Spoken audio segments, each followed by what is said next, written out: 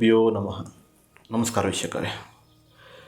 ಇಂದಿನ ಸಂಚಿಕೆಯಲ್ಲಿ ದೈವಶಕ್ತಿ ಕಾರ್ಯಕ್ರಮದ ಇಂದಿನ ಸಂಚಿಕೆಯಲ್ಲಿ ಲಕ್ಷ್ಮಿ ಆಕರ್ಷಣೆ ಯಂತ್ರದ ಬಗ್ಗೆ ಮಾಹಿತಿಯನ್ನು ತಿಳಿಸ್ತಾ ಇದ್ದೀನಿ.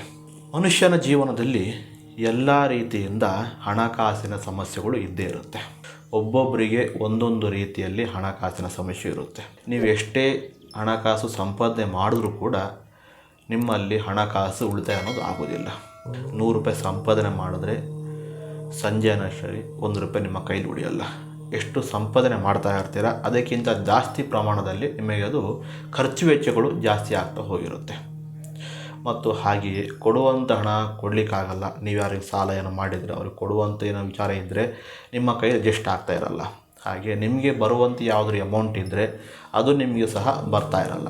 ಈ ಥರ ಹಣಕಾಸಿನಲ್ಲಿ ಸಾಲದ ಬಾಧೆಗಳು ಜಾಸ್ತಿ ಆಗೋದು, ಒಂದಲ್ಲ ಒಂದು ರೀತಿ ಹಣಕಾಸಿನ ತಾಪತ್ರೆಗಳು ಜಾಸ್ತಿ ಆಗುವಂಥದ್ದು, ಈ ಥರ ಸಮಸ್ಯೆಗಳು ಲಕ್ಷ್ಮಿ ನಿಮ್ಮ ಜೀವನದಲ್ಲಿ ಆಕರ್ಷಣೆ ಇಲ್ಲದೆ ಹೋದರೆ ಈ ಥರ ಎಲ್ಲ ಸಮಸ್ಯೆಗಳು ಆಗ್ತಿರುತ್ತೆ.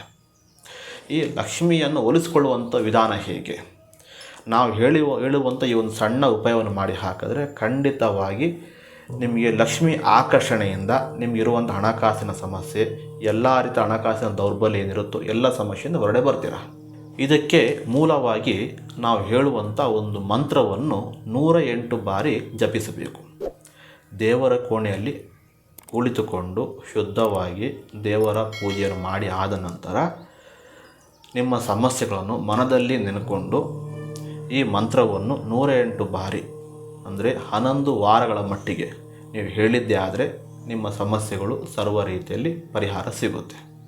ಆ ಮಂತ್ರ ಯಾವುದಂತ ಹೇಳಿದ್ರೆ, ಓಂ ಶ್ರೀ ಕ್ರೀಂ ಹೀಂ ಸಿದ್ಧಿ ಲಕ್ಷ್ಮಿಯೇ ನಮಃ. ಈ ಮಂತ್ರವನ್ನು ಹೇಳುವುದರಿಂದ ನಿಮಗೆ ಹಣಕಾಸಿನ ತಾಪತ್ರೆಗಳು ಸಂಪೂರ್ಣವಾಗಿ ಪರಿಹಾರ ಸಿಗುತ್ತದೆ. ಧನ್ಯವಾದ.